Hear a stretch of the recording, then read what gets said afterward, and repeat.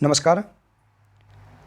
आइए आज हम इस वीडियो के माध्यम से लर्निंग आउटकम पर आधारित लर्निंग ऐप सामग्री ब्रिज कोर्स कक्षा 5 विषय हिंदी, इसके अंतर्गत हम देखेंगे पेज नंबर 39 से लेकर पेज नंबर 43। इसमें दी गई सभी अभ्यास वर्कशीट के प्रश्नों के आंसर हम जानेंगे। देखिए, यहाँ हिंदी विषय के अंतर्गत हम देखेंगे जिसमें दिया है लर्निंग आउटकम H412।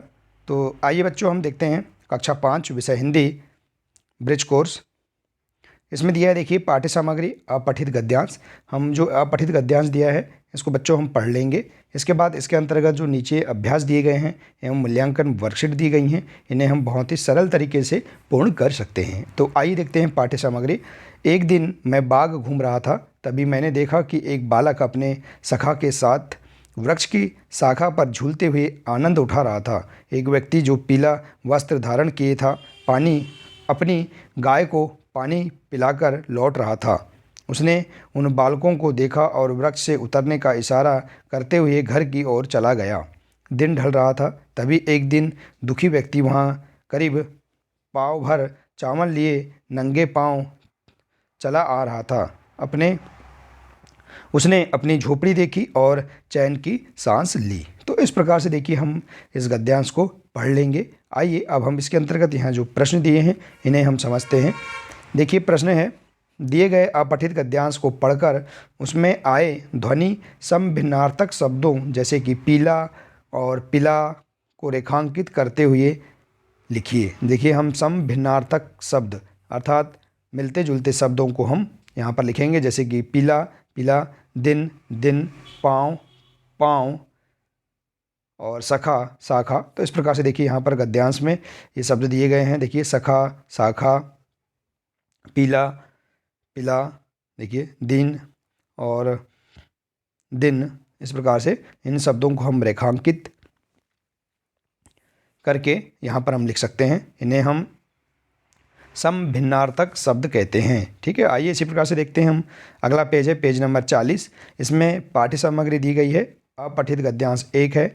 हम इसे पहले पढ़ लेते हैं और इसके अंतर्गत दिए गए प्रश्नों के आंसर हम बहुत ही सरल तरीके से दे सकते हैं। तो आइए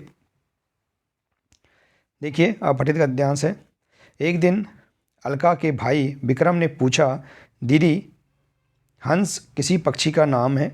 दीदी ने बताया, हाँ, हंस सफ़ेद रंग का एक बड़ा पक्षी होता है। यह सुनकर विक्रम हंस पड़ा। उसने आगे पूछा, दीदी ये कौन से ग्रह पर रहते हैं?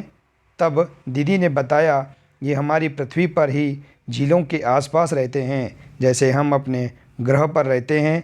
विक्रम, तुमने देखा, पक्षी हमेशा एक क्रम में उड़ते दाने की तलाश में जाते हैं। ये सदैव अपने कर्म में लीन रहते हैं, कभी इंसानों का नुकसान नहीं पहुंचाते।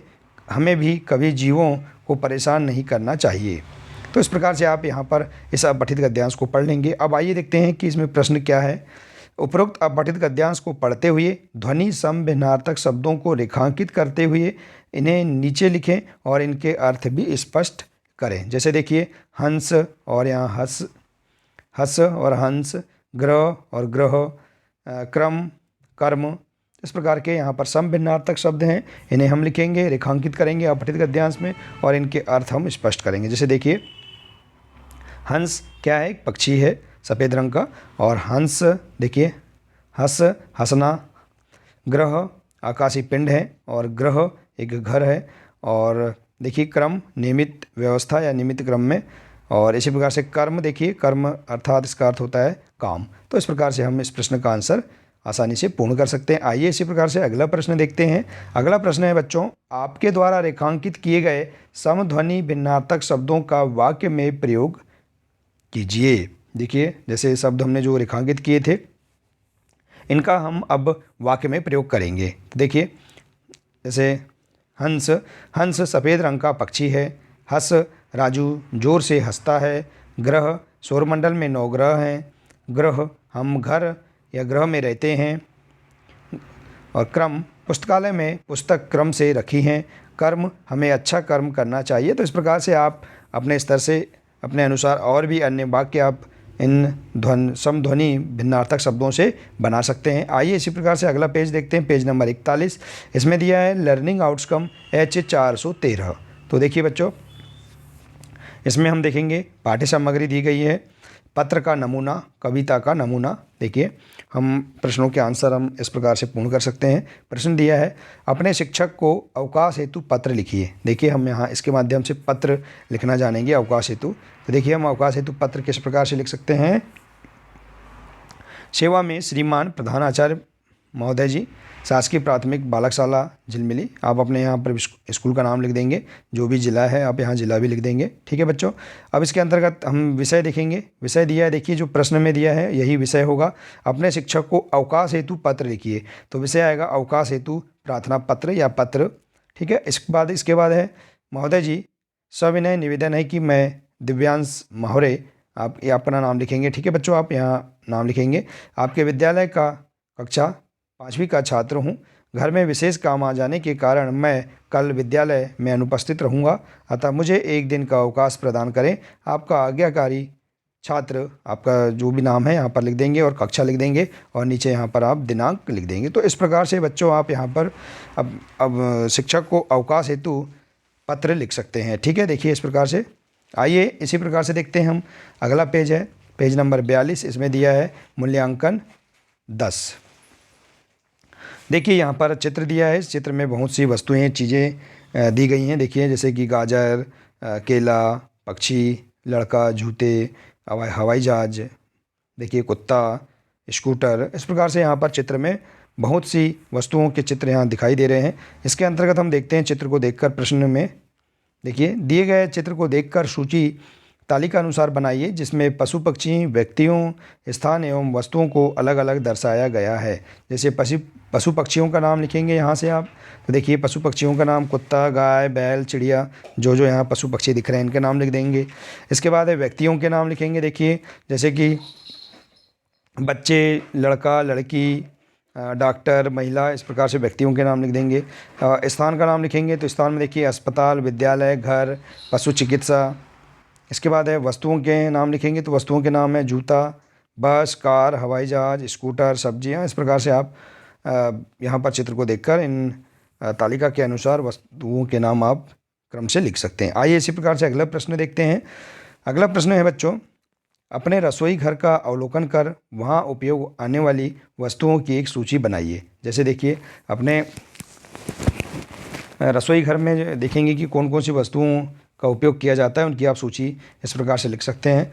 जैसे चाकू, चम्मच, थाली, गिलास, ढक्कन, कुकर, कढ़ाई, टंकी, जग, डिब्बे इत्यादि और भी अन्य वस्तुओं जिनका उपयोग रसोई घर में किया जाता है, उनका नाम आप यहाँ पर लिख सकते हैं। ठीक है बच्चों, आइए इसी प्रकार से देखते हैं। अगला पेज है पेज नंबर 43, जिसमें दिया है प्रश्न, सभी छात्रों को सूचित करते हुए एक सूचना बनाइए जिसमें शाला के वार्षिक उत्सव, प्रतियोगिता, खेलकूद, आगामी परीक्षाओं की जानकारी या राष्ट्रीय त्यौहार कोई एक आदि के आयोजन का विवरण हो। तो देखिए आप अपने छात्रों को सूचना किस प्रकार से दे सकते हैं। देखिए सूचना इस प्रकार से बनाएंगे। सूचना दिनांक 6/1/2022। सभी छात्र छात्राओं को सूचित किया जाता है कि 20 जनवरी 2022 को विद्यालय में वार्षिक उत्सव का आयोजन किया जाना है, जहां सभी छात्र छात्राओं की उपस्थिति अनिवार्य है, आज्ञा से प्रधानाध्यापक। तो इस प्रकार से यहाँ पर आप सूचना बना सकते हैं। ठीक है बच्चों, अपने शिक्षक से यह जानकारी पता करके आप यहाँ पर सूचना लिख सकते हैं। ठीक है, आइए इसी प्रकार से देखते हैं अगला प्रश्न है, नीचे दिए गए प्रारूप में आवेदन पत्र लिखिए। तो देखिए बच्चों, हमने इसके पूर्व में प्रश्न में आवेदन पत्र जाना था अवकाश हेतु। अब हम देखेंगे इसमें, यहाँ खालिस्तान में हम इसे पूरा करते हुए आवेदन पत्र लिखेंगे। प्रति, इसके बाद है सेवा में श्रीमान प्रधान अध्यापक महोदय जी। इसके बाद है विषय अवकाश हेतु आवेदन पत्र। इसके बाद देखिए महोदय जी, निवेदन है कि मैं, यहाँ देखिए आप पूरा विस्तार से लिखेंगे, आपका नाम, आपके विद्यालय। मैं अजय वर्मा आपके विद्यालय में कक्षा 5वीं में पढ़ता हूँ।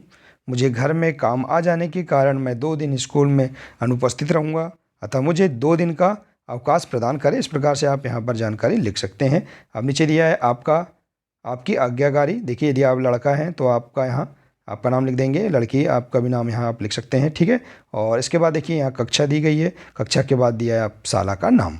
तो देखिए बच्चों, आप इस प्रकार से यहाँ पर संपूर्ण जानकारी भर सकते हैं। यहाँ देखिए दिनांक, आप जिस दिनांक को आपने यह पत्र लिखा है उसको आप यहाँ पर लिख देंगे। तो बच्चों देखिए, इस प्रकार से हम बहुत ही सरल तरीके से यहाँ पर इनके अंतर्गत हम सभी प्रश्नों के आंसर बहुत ही सरल तरीके से पूर्ण कर सकते हैं। मूल्यांकन वर्कशीट को हम पूर्ण कर सकते हैं देखिए। और यहाँ पर हम अवकाश हेतु प्रार्थना पत्र किस प्रकार से लिख सकते हैं, इन्हें भी हम जान सकते हैं। समभिन्नार्थक शब्दों की भी पहचान हम बहुत ही सरल तरीके से कर सकते हैं। तो बच्चों, आशा है कि आपको इसके अंतर्गत सभी प्रश्न के आंसर समझ में आ गए होंगे। बच्चों, आज के लिए सिर्फ इतना ही है। मिलते हैं इसी प्रकार से नए वीडियो के साथ। नमस्कार।